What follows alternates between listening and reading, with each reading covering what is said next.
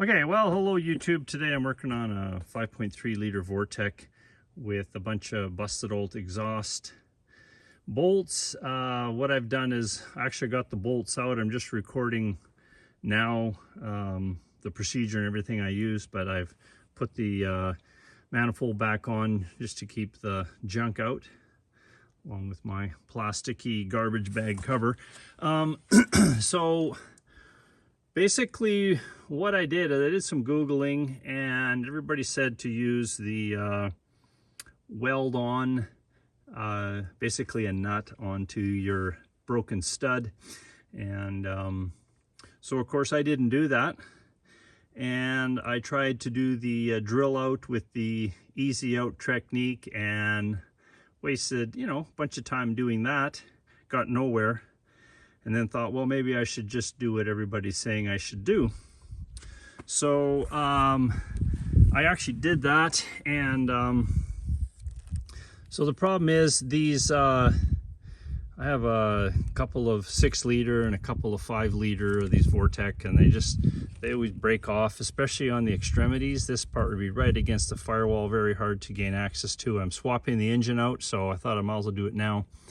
So these studs break off just in behind the face of the block here, about a thread in, which makes them really difficult to get at with any conventional ratcheting type devices. And so when I Googled, everybody said put a washer on first. So my technique was I used a MIG welder. I started with a stick, and the stick just got too hot and made a big mess. And so I thought, oh, I'm pretty much done now, all depressed. But then I dug out my MIG welder, and so I kind of welded little blobs out until the stud extension, I'll call it, the welded stud extension, stuck out kind of flush with the face of the block. Then I stuck a screwdriver on here to hold the washer in place, then welded the stud out a little further to the washer, then ground that off, and then welded on a nut, just a couple of tack welds on the outside, and then use the vice grip to just kind of go back and forth and back and forth and back and forth. Just easy, a little bit of penetrant, and then eventually it just walked right out. I didn't have to use a bunch of crazy force or anything.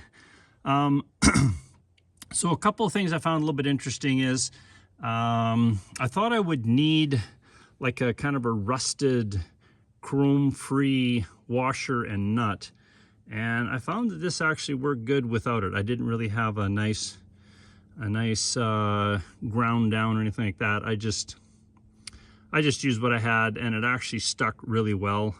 When I did get the washer welded onto the stud, I did grind off the face just so I'd have a nice flat face to put that. Then of course I put the just a kind of wrecked screwdriver on the face just to hold it in place, and then tacked it with the screwdriver holding it there. So that worked well. One thing I always try to do is grind a little spot and give myself a good ground. I think that really helps when you're doing it. I think the MIG was a lot better than stick, just so much better control of the heat.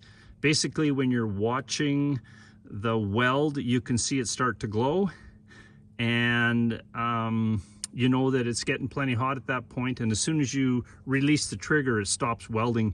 The problem I was having with the stick is to get it to a cold enough place in a small spot where the weld would, glow, but then be able to pull off quick. And I was having trouble figuring out how many amps kind of worked out right, and I was just making a mess. So the MIG is just so much easier. What I'm using for the MIG is 30 thou, which is 0.8 millimeters, and I think this is a flux core, I believe, not 100% certain. I guess a guy could look up those numbers and figure that out.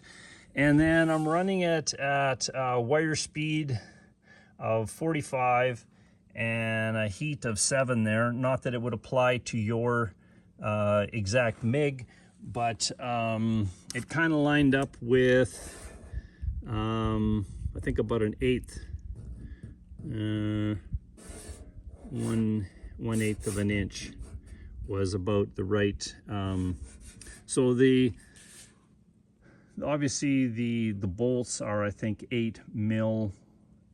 So it's bigger than that, but the whole idea is to not get overly hot so you're not kind of burning that stud out too bad. And I think the reason why this method works so good is because I think the heating and the cooling and the heating and the cooling as you put those little blobs of weld on ends up expanding and contracting and expanding and contracting, and ends up with a really good kind of a loosening effect on the whatever's holding it in there, whether it's rust or whatever it is that is the enemy of these bolts. But yeah, anyways, that's the procedure I used, and it worked really good, so highly recommend it. That's about it. Please like and subscribe. Thanks much.